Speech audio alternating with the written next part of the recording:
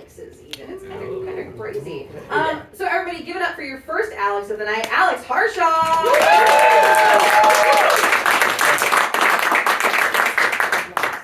Hey everybody, thanks for coming out, going through the snow. Honestly, it's cold as hell. I'm so glad you're here. I'm glad I'm also not the only person that's not quite over the election yet. I mean, honestly. Like, the Trump thing, I kind of, in a weird way, expected that. But Bernie Moreno, that hits close to home. That kind of cut deep. It affects me personally. Because I was one of the men playing women's sports. And I was doing so good. I was undefeated. I was averaging a triple-double. It was amazing. Sherrod Brown was throwing me alley-oops. It was awesome, man. It's over now. And yeah, we were in the women's locker room, but that was just the brag. It was just like, Allison, you call that defense? What was that? I love doing stand-up, and I love the laughter, but there is sometimes that somebody has the best laugh in the audience, and this is this big guy in the back. I just love this deep.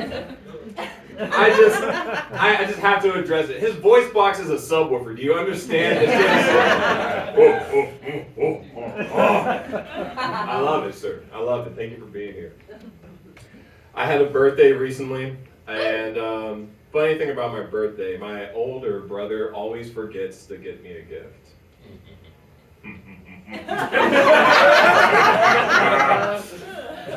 I mean, he always gives me a gift, but like he always is always late, which is ridiculous because, like I said, he's my older brother.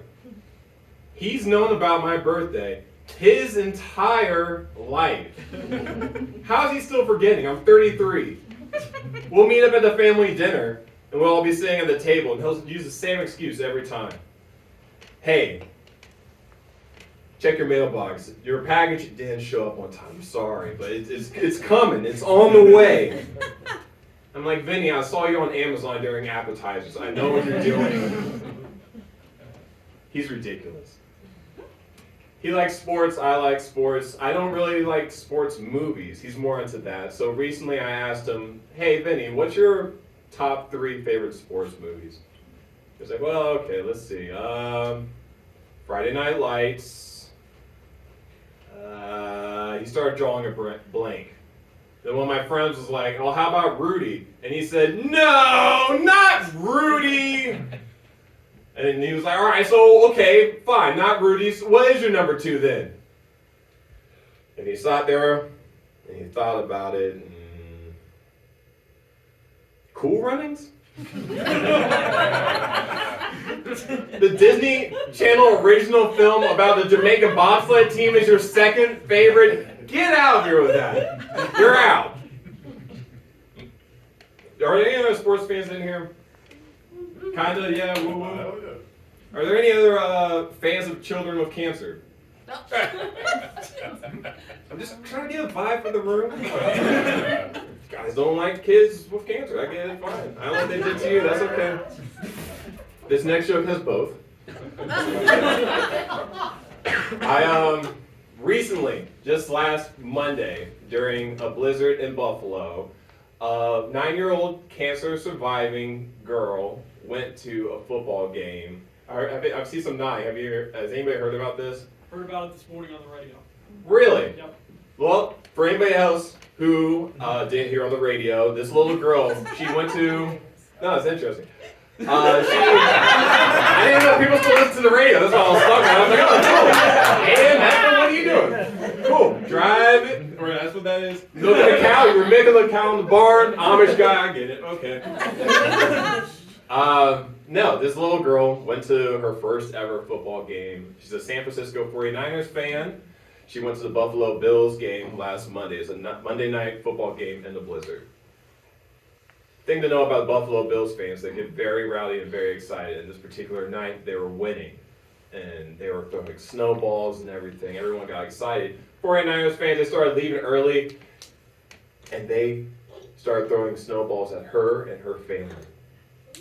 And they even pushed her down the stairs while she was trying to leave. What?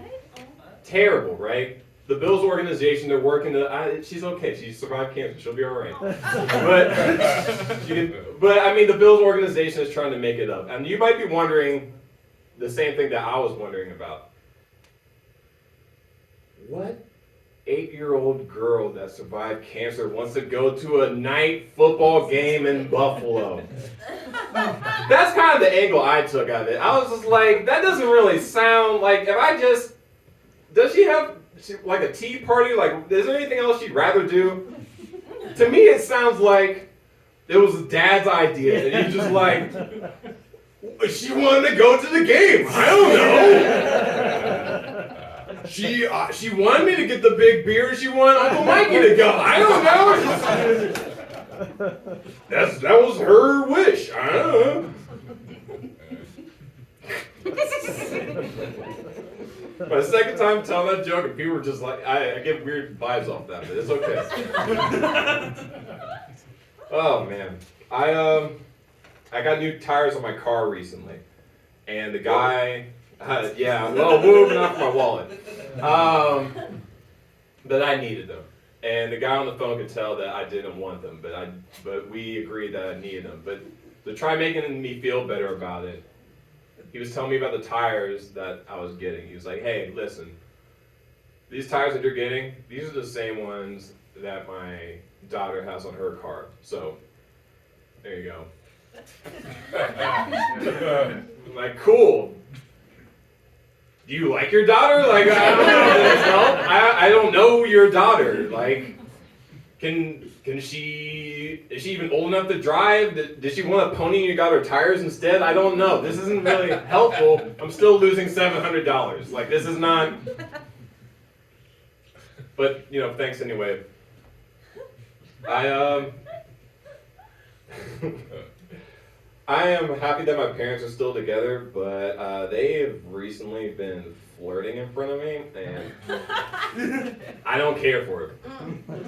I don't care for it. Like, there was a rough patch in their relationship that I didn't know if they were gonna like stay together or what. And I'm glad that they're past it, and I'm so happy that they're like falling in love again. I just don't want to be a part of it. That's enough. Like, I'll just be in the kitchen, and my dad will be like, oh, guess who ate all the chocolate from the dish in the living room? And my mom would be like, I didn't do that. And he's like, son, you should need to talk to your mom about her little sneaky chocolate habits. And she'll be like, your dad's being mean to me. And I'm like, I gotta go. This is not, I don't want to be here for this. I'm getting uncomfortable. I don't like this at all. My family's goofy, man. It just is. I work in AV. I work at like convention centers and like live events. I work in the audio department, which is fun, but can also be stressful because a lot of people don't know how microphones work. They don't know how microphones work. You get it. Anybody that works at the Nest understands. Like anybody that's been in a class or something like that, I just think it's magic that like you just hold the microphone and sound comes out. They'll like bring the CEO up to the stage and he'll start good. And he'll be just like, I'd like to thank everyone for coming to this year's expo. And I can't stress how much. And how about Nancy at that Halloween party? It's just and it's my job for the sound good. If it doesn't, it falls back on me. But I can't like tell the guy on stage that I can't, like I'll be interrupting him. So I had to like mime that he's doing a bad job, and it never works. And I just look like a fool. I'm just over on the side like. Put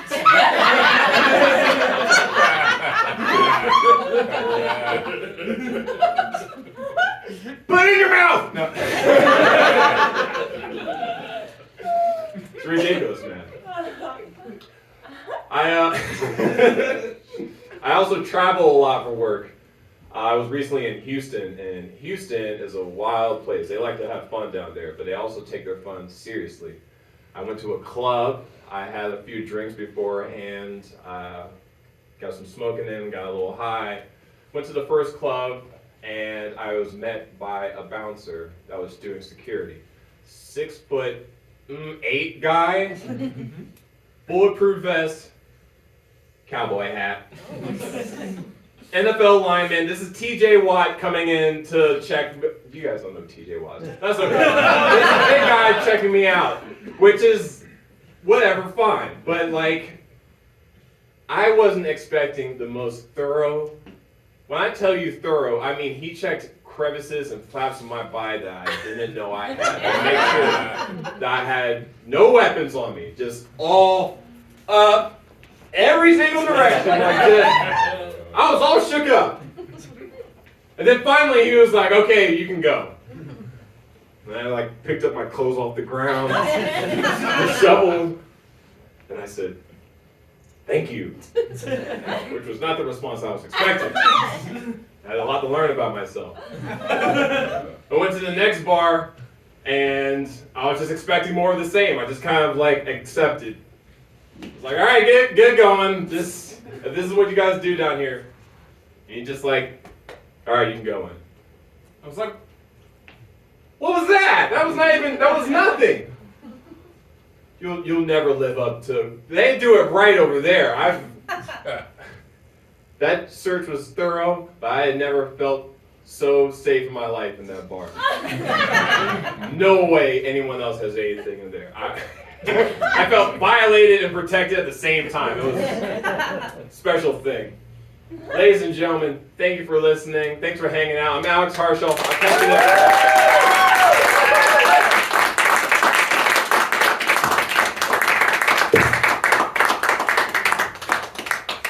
Tall enough for that 6'8" linebacker.